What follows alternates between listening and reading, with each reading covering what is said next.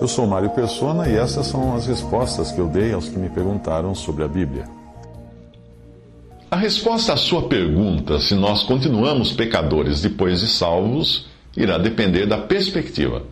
Do ponto de vista de Deus, a resposta é não. Nós não continuamos pecadores depois de salvo, porque em nenhum lugar na Bíblia um salvo é chamado por Deus de pecador.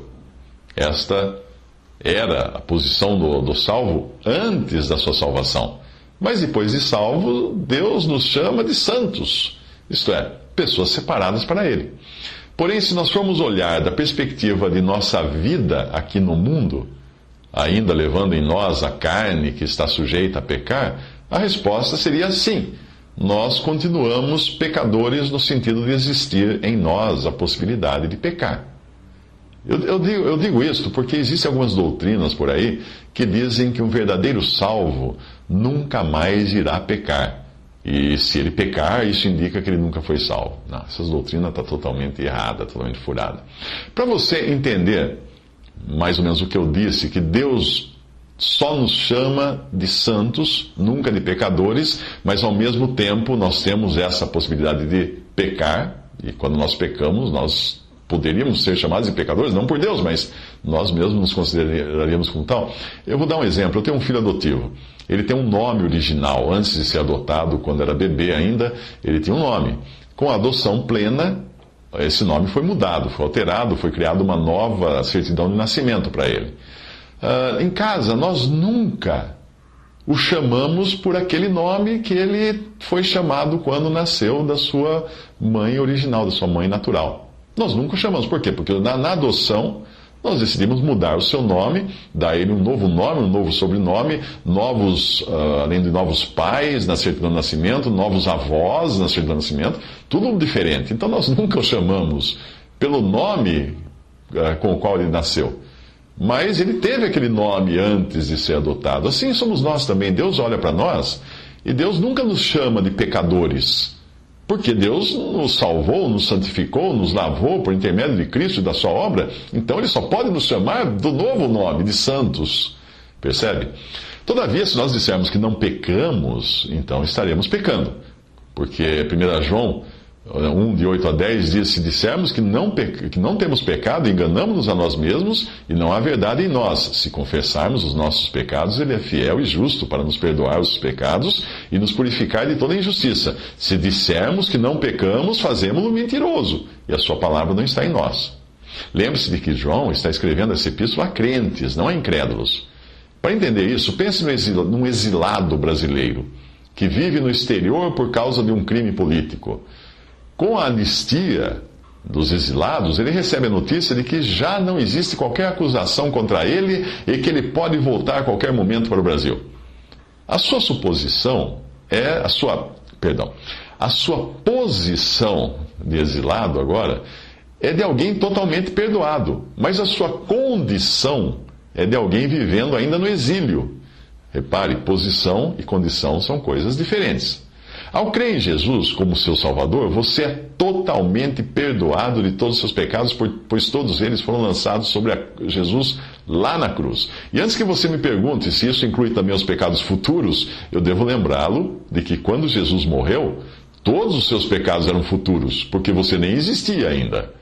1 Pedro 2,24 diz: levando ele mesmo em seu corpo os nossos pecados sobre o madeiro, para que, mortos para os pecados, pudéssemos viver para a justiça, e pelas suas feridas fosse sarados. Muito bem, uma vez salvo, Deus coloca você numa nova posição de ressuscitado com Cristo, nos lugares celestiais, e co-herdeiro com Ele de todas as bênçãos celestiais. Um pecador não iria entrar no céu, e nem estar com Cristo nos céus. Deus nos enxerga de forma absoluta e não relativa. Ele não nos chama de pecadores, porque seria impossível nos enxergar nessa condição, estando nós agora no seu próprio Filho, sendo vistos no seu próprio Filho. Veja que você e eu já somos e temos em Cristo todas essas coisas, nesse exato momento. Efésios 1 Versículos 3 em diante. Deus nos abençoou com todas as bênçãos espirituais nos lugares celestiais em Cristo e nos predestinou para filhos de adoção, em quem temos a redenção pelo seu sangue e remissão das ofensas, e nos vivificou, estando vós mortos em ofensas e pecados. E nos ressuscitou juntamente com Ele, e nos fez assentar nos lugares celestiais em Cristo Jesus. Essa é a nossa posição agora, absoluta, perfeita e imutável. Todavia, enquanto estamos aqui ainda nesta vida, nesta terra, nós estamos em um corpo de carne, sujeito a todas as imperfeições causadas pelo pecado. É como se nós fôssemos um ex-alcoólatra, vivendo com o fígado destruído pela bebida. Apesar de nós termos já abandonado a bebida, mudado de vida, o fígado continua lá dentro doendo. Nós aguardamos apenas um momento quando deixaremos esta condição precária e passageira para assumirmos de vez a posição que Cristo já nos deu, já tornou nossa, graças ao seu sacrifício. O que nos garante que a qualquer momento deixaremos esta condição para desfrutarmos da nossa posição é o Espírito Santo, que nós recebemos quando cremos em Cristo. Quando você coloca um selo numa carta, este selo é a garantia de que a carta chegará ao destino. O selo já foi pago, comprovando que a questão foi resolvida, e ele é colado no envelope de modo a não sair mais. Ele vai viajar junto com a carta. Assim somos nós.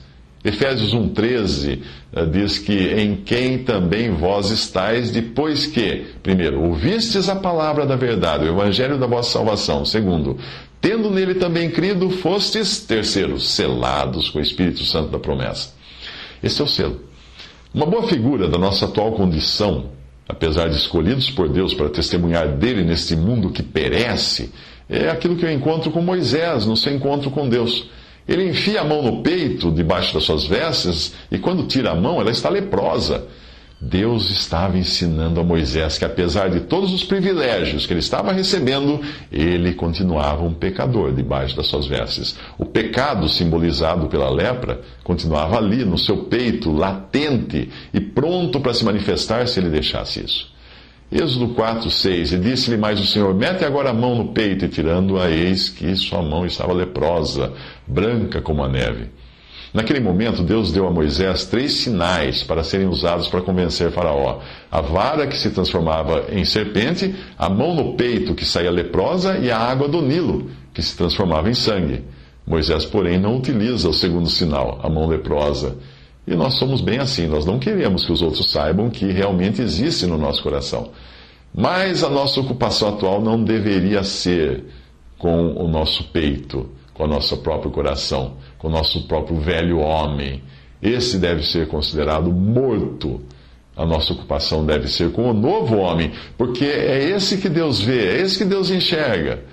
Talvez fosse melhor colocar a resposta à sua questão da seguinte maneira: somos pecadores depois de salvos? Não, nós somos santos, porque é assim que Deus nos chama. Temos a possibilidade de pecar? Sim, porque ainda temos a carne em nós, e esta só sabe pecar. Porém, Romanos 7, 18, 24, versículos 18, 24 e 25, e Romanos 8, versículo 1 diz assim: porque eu sei que em mim, isto é, na minha carne, não habita bem nenhum. Desventurado homem que sou, quem me livrará do corpo desta morte? Graças a Deus por Jesus Cristo, nosso Senhor, de maneira que eu de mim mesmo, com a mente, sou escravo da lei de Deus, mas segundo a carne, da lei do pecado. Agora, pois, já nenhuma condenação há para os que estão em Cristo Jesus. Se não tem nenhuma condenação mais para mim, é porque todos os meus pecados foram pagos naquela cruz, e Deus pode olhar para mim e me chamar de santo.